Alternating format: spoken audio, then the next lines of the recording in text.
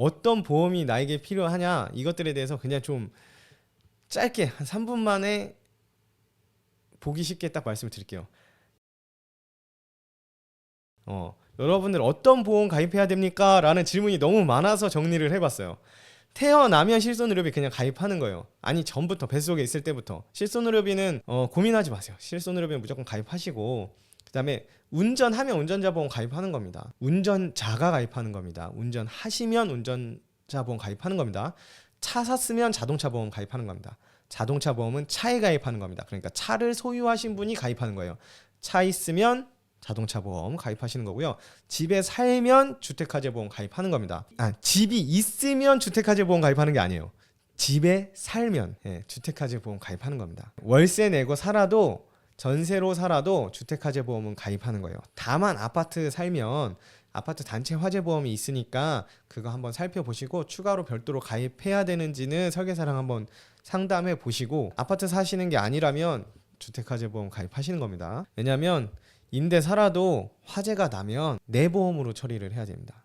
집주인이 화재보험을 안 가입하고 있을 가능성이 매우 높고요. 임대해준 집주인이 화재보험을 가입했다고 하더라도 그 세입자가 과실이 있으면 집주인이 가입한 보험회사에서는 그 집주인한테 보상을 해주고 여러분들 세입자들한테 구상권을 청구합니다. 구상권을 여러분 세입자들에게 청구하게 될 거니까 집에 살면 세입자든 자가든 상관없이 주택화재보험 가입하시면 되고요. 그리고 법대로 산다라고 하시면 배상책임보험 가입하세요. 뭐냐면 길 가다 사람을 부딪히거나 길 가다 지하철에서 누군가의 발을 밟는다던가 뭐 이런 것들 있잖아요. 우리 집 아파트의 창가에 놨던 화분이 밖으로 떨어졌다던가 뭐 이래서 누군가 다치거나 내가 일상생활하다가 어떤 법적인 배상 책임을 져야 되는 상황이 온다면 이 배상 책임을 보험으로 처리할 수가 있습니다.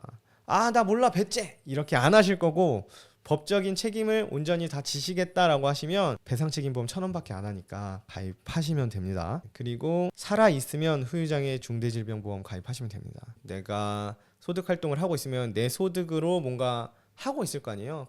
부양가족을 먹여 살린다던가 아니면 내 할부금이나 뭐 이런 것들을 내고 있는다던가 내 생활비 식비 이런 것들도 해야 되는데 내가 돈을 못 벌게 됐으니까 보험금을 받아서 이 한 몸은 건사하고 내가 책임져야 될 부양가족까지 건사를 해야 되잖아요.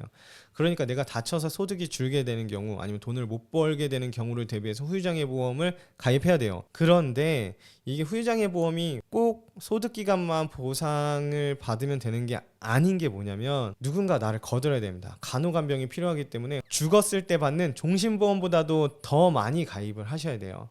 종신보험 1억 가입하실 분이라면 후유장애는 2억, 3억 이렇게 가입하셔야 되는 겁니다. 다만 중대질병보험을 후유장애보험이랑 묶어놓고 제가 여기다 써놓은 이유가 뭐냐면 질병 후유장애보험은 실제로 너무 비싸요. 나이가 들면 대부분이 후유장애를 겪게 되거든요.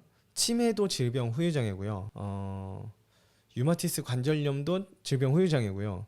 위암이나 이래서 위절제를 해도 질병 후유장애입니다. 실제로 후유장애 통계를 보면 상해 후유장애보다 질병 후유장애가 훨씬 많습니다. 그렇기 때문에 질병 후유장애 보험료는 비싼 게 맞아요. 그런데 젊은 층에서는 비싸지 않거든요. 그러니까 젊은 나이에 20년 만기로 질병 후유장애를 가입하실 수 있으면 소득기간 동안 질병 후유장애 추가로 가입하시면 좋은데 그렇게 판매되는 회사가 많이 없기 때문에 상해 후유장애는 후유장애 형태로 가입을 하면 좋아요. 질병 후유장애 그렇게 없기 때문에 암, 뇌졸중, 심근경색 같이 나에게 후유장애를 남기거나 한시적 후유장애, 일순간이라도 일을 못하게 되거나 누군가의 간호간병을 받아야 되는 형태가 될 수 있는 큰 질병 같은 경우에는 암, 뇌졸중, 심근경색, 뭐 그런 혈관질환들 이런 보험들로 대신 커버를 하는 거예요. 소득상실분 포함해서 간병, 요양, 케어 이렇게 받아야 된다고 생각되는 그런 상황들에 대해서는 특정해서 후유장애와 같은 금액의 보험을 가입하게 되는 겁니다. 그리고 사업하시는 분들은 사업장 화재보험 가입하시고요. 음식물이나 뭔가를 생산해서 판매하고 계시는 기업이나 식당 하시는 분들은 배상책임보험, 음식물 배상책임이나 제조물 배상책임, 생산물 배상책임을 가입하시는 게 좋습니다. 화재나 이런 배상책임은 기업이 한 번에 문을 닫을 수 있습니다. 이런 케이스들을 많이 봐왔고 진짜 잘 운영되고 있던 회사들이 한 번에 문을 닫는 경우들을 보기 때문에 꼭 화재보험 배상책임보험 가입하셨으면 좋겠고요. 부양가족 있으시면 사망보험 가입하셔야죠.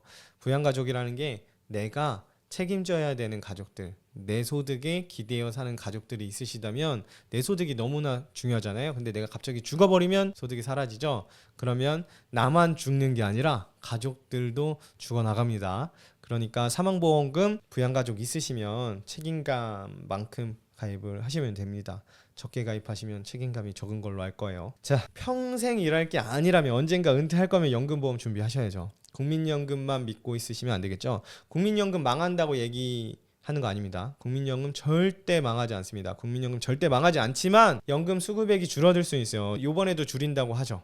근데 이게 한 5년 정도 고갈을 늦추는 거니까 또 줄일 겁니다.